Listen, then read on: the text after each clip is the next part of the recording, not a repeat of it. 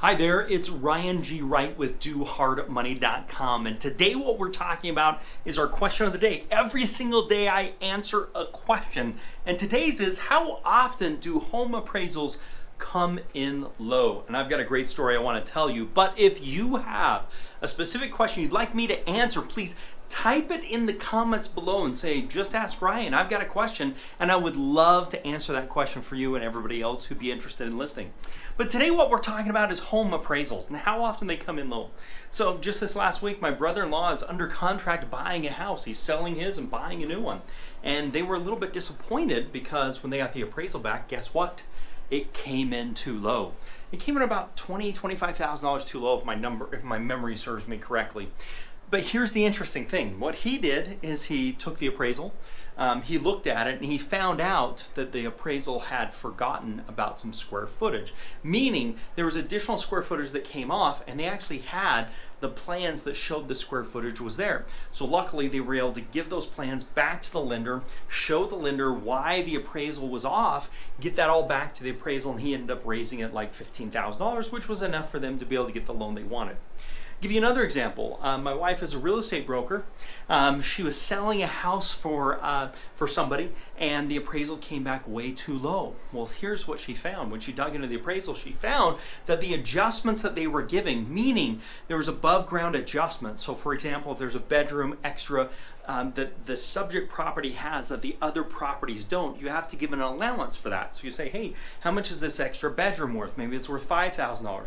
Maybe it's worth $10,000. Or if this has a 3-car garage and the subject property has a 4-car garage, then we have to make an adjustment for that because the comps don't support it exactly. So you have to say an adjustment basically is a dollar amount where you say, I think it's worth this much more to have this one feature versus not having this feature, and you make an adjustment based upon that, which is exactly what happened. But the problem was in this situation is what they used for adjustments was not fair market whatsoever. Now this is one of the challenges that happen with appraisals is you can't really go call the appraisal and say you're full of crap and here's why. You can submit it, you can hope that they'll make some adjustments, and in the end, that's all there is to it. One of the challenges that we're seeing right now today in 2020 with home appraisals is values just keep skyrocketing because of supply and demand issues.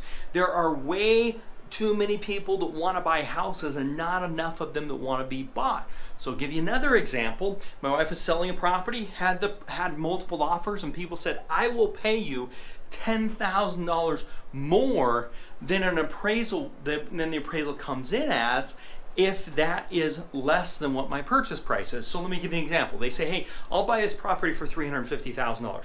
However, if the appraisal comes less than $350,000, I will pay you $10,000 more than what the appraisal comes in for. So basically, if the appraisal came in at $330,000, these people were agreeing to pay $340,000, $10,000 more than what the appraisal actually came in for.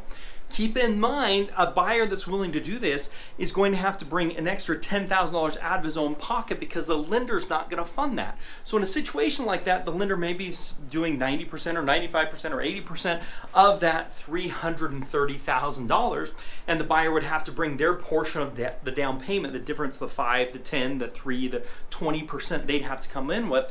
And in addition to that, they would have to come in with an additional $10,000 on top of their down payment that they would already be coming in with in order for them to make an offer like that to a home seller. So I've just given you 2 examples just recently in my world where I've seen a couple of appraisals come in low. And with the 2020, with the values and those things. But all in all, you typically don't see it on an everyday occurrence. I would say for the most part, you're going to see appraisals coming in at or what you think. Here's the whole idea. If we're all looking at the same comps, if you're looking at the same comps the appraisal's looking at, then you should be able to make a determination as to what that appraisal should come in at. The difference is going to come into, did they have the full square footage? And the difference is going to come into, did they have the right adjustments? And I think that's where you're going to run into problems more than often. That's where you're going to come in with. And you're going to run into situations where comps are a ways away, and so they're having to make some deductive reasoning, and you may be seeing something different than somebody else. So there's a couple of things you're going to see when you're dealing with that. What to do if you get an appraisal that's too low? You want to get your hands on it and get a copy of it. you want to read it. You want to see what they did for adjustments. You want to see what they did for square footage.